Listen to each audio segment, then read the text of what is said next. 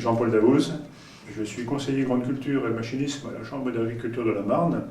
Et depuis très longtemps, je m'intéresse parmi les différentes techniques liées à la production végétale, au machinisme et au travail du sol, essentiellement. Cet ouvrage a été réalisé dans un cadre de réflexion un peu collective avec certains collègues agronomes, éditeurs, et surtout j'y ai vu l'opportunité de pouvoir travailler avec un enseignant-chercheur, Jean-Roger Estrade, qui s'est chargé de toute la partie agronomique du livre.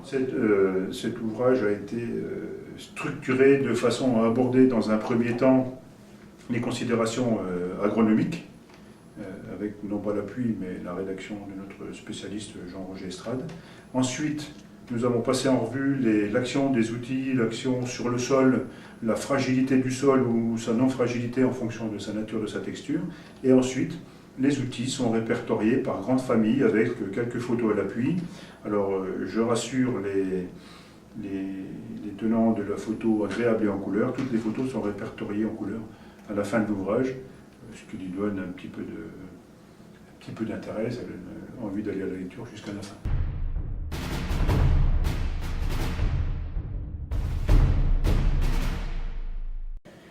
Le sol, en tant que support de production, sa fonction support, n'a pas été véritablement négligé par les agriculteurs. Simplement, la spécialisation des productions, la spécialisation de l'affectation des différents sols aux différentes cultures et productions végétales fait que la fragilité du sol, sa sensibilité a été probablement sous-estimée, mais pas négligée. Je n'imagine pas un agriculteur négliger son outil de travail, simplement la sous-estimer la fragilité des sols.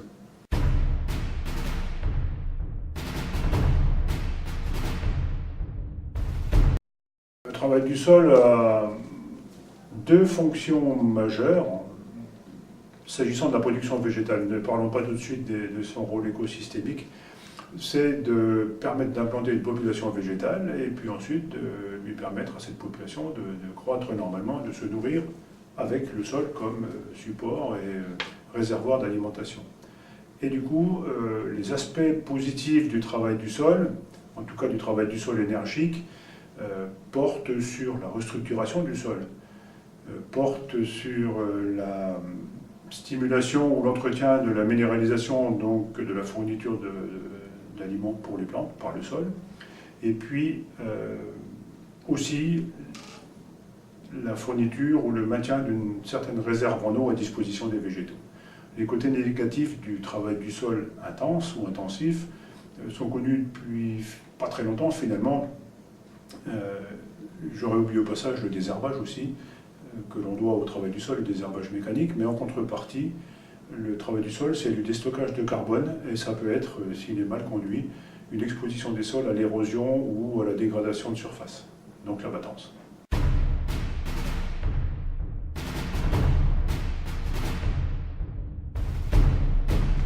Orienter son travail du sol pour l'agriculteur par l'observation, ça me semble sinon difficile, en tout cas pas pratiqué au sens où les agronomes le pratiquent, eux.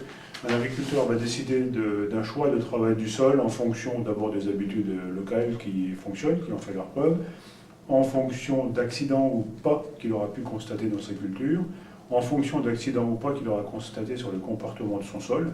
Je pense à la battance par exemple, qui est très liée au travail du sol, mais aussi aux amendements et à la fertilité du sol. L'agriculteur pensera aussi son travail du sol en fonction du temps dont il dispose ou dont il souhaite disposer pour travailler le sol. Certaines actions, certains itinéraires sont beaucoup plus gourmands en temps que d'autres et de plus en plus fréquemment maintenant, l'orientation se prend par les agriculteurs en fonction de la charge de travail exigée. Et enfin, et ça n'est pas des moindres, le travail du sol et les décisions seront prises en fonction du risque envers le sol, en particulier l'érosion, mais aussi de l'attente de la société sur les rôles écosystémiques du travail du sol, le principal aujourd'hui étant le stockage de carbone, le second étant la diminution de l'impact des produits phytosanitaires si le travail du sol remplace l'utilisation de molécules chimiques. L'observation du sol de manière très simple peut être conduite par les agriculteurs, d'ailleurs ils le font, parce qu'avec le temps, ils savent si leurs parcelles durcissent par exemple, le terme est un peu vernaculaire, mais si les parcelles durcissent sont plus difficiles à travailler, Ils trouveront des zones plus ou moins indurées si elles existent à l'aide d'une pointe d'un fer à béton un peu appointé, ou pour les plus courageux d'entre eux, ils feront un profil à l'aide de bêches. Mais la recherche d'un diagnostic en cas de difficulté de travail ou en cas de mauvais aspects de culture, là où on pense que le travail du sol est responsable, les agriculteurs cherchent et finissent par trouver des prémices de causes à des problèmes liés au sol.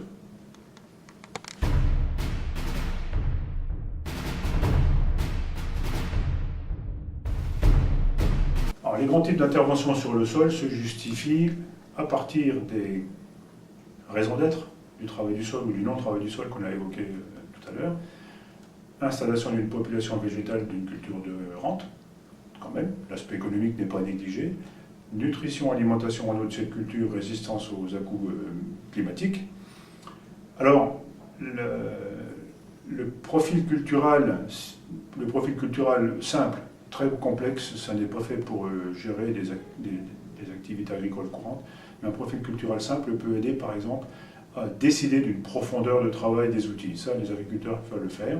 Il existe des modes opératoires de profils culturaux d'ailleurs. Et le choix d'opération de travail du sol sera fait en fonction de la sensibilité des cultures qu'on va implanter au travail du sol. Exemple, c'est relaté dans l'ouvrage, des cultures d'automne, céréales en particulier, sont moins sensibles à des petits accidents, des petits à peu près, parce que l'hiver et la saison humide vont permettre au sol de se restructurer et surtout aux racines de s'implanter. Et c'est des conditions diamétralement opposées qui attendent les cultures de printemps qui, elles, vont être supportées par des sols en phase de ressuyage et donc en phase de potentiel durcissement. Et donc le travail du sol qui va consister, dans cet exemple, à restructurer le sol, sera beaucoup plus important pour des cultures de printemps, par exemple, que pour des cultures d'automne. Ça, les agriculteurs le savent, consciemment ou pas, mais on sait que certaines cultures, alors la betterave, le maïs, par exemple, répondent très bien aux travaux profonds parce que la restructuration naturelle du sol est souvent trop lente à l'échelle d'une année agricole. Et puis pour ce qui est de l'état de surface et des travaux de finition, l'agriculteur le fait en fonction du degré de finesse requis par les graines, par la culture. Et enfin, le non-travail du sol doit aussi s'acquitter du rôle du travail du sol, c'est-à-dire non pas restructurer le sol, mais maintenir la structure en parfait état, non pas émietter une surface de sol pour accueillir une culture, mais accepter des semoirs qui vont travailler en présence de résidus végétaux sans travaux du sol. Et en fait, le non-travail du sol est quand même en soi un travail du sol, sauf qu'il n'est pas mécanique.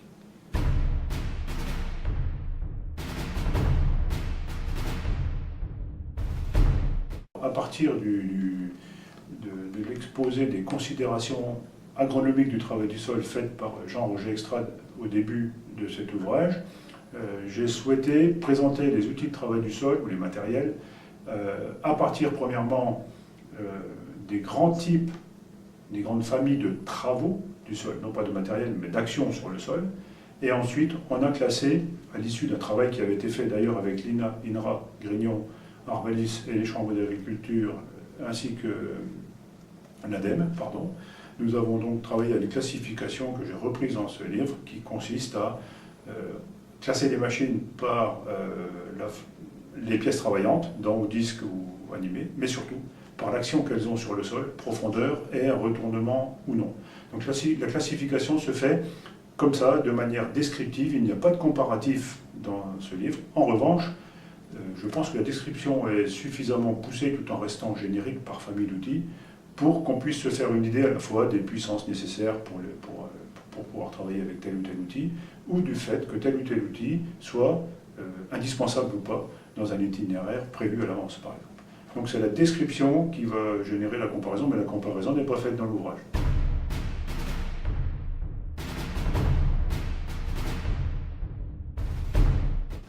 Les pratiques modernes ou les progrès en matière de travail du sol découlent directement, je pense, des capacités à agresser le sol. Les capacités à agresser le sol, c'est peut-être des charges de travaux, des pointes de travaux à des saisons où le sol n'est très en mesure de supporter quelques agressions, l'automne en particulier en réhumectation, ou le printemps très tôt. C'est surtout l'alourdissement des outils agricoles, des tracteurs, moissonneuses, etc. Et partant de là, les grands progrès ne sont d'abord pas liés aux machines de travail du sol, sont plutôt liées à ce qui entoure le respect des sols. Les pneumatiques, par exemple. Un énorme travail a été fait par les manufacturiers dans les 20, mais surtout 10 dernières années, de préservation des sols liés au comportement des pneumatiques et surtout à la dimension maintenant qui est très impressionnante. Le GPS qui permet de choisir ou qui permettra à terme de choisir les itinéraires, les trajectoires dans les parcelles, et ce qui va permettre de ne pas superposer par exemple des trajectoires dégradantes ou au contraire de les superposer pour les gérer en respectant l'essentiel du reste d'une parcelle. Ça va être la prise de conscience de l'importance de la matière organique dans le maintien de la structure du sol. Ça, c'est vital pour un sol. Ça a été la raison d'être de la polyculture élevage. L'apport de matière organique est un élément vital du maintien de la structure du sol. Et puis, la capacité des matériaux de travail du sol à supporter des grosses vitesses de travail, donc des gros efforts de traction et de friction sur le sol, sont aussi une voie de progrès qui permet de restructurer plus fort et plus vite un sol, qui va permettre aux cultures de s'enraciner plus vite, tout simplement.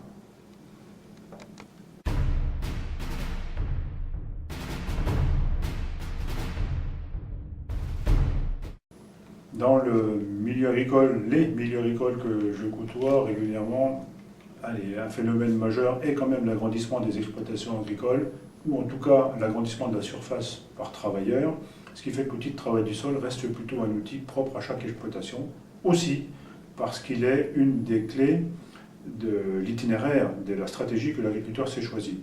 Donc en fait, les outils de travail du sol, qui sont collectifs, le reste, mais il n'y a pas de grande augmentation de mise en commun d'outils de matériel de travail du sol.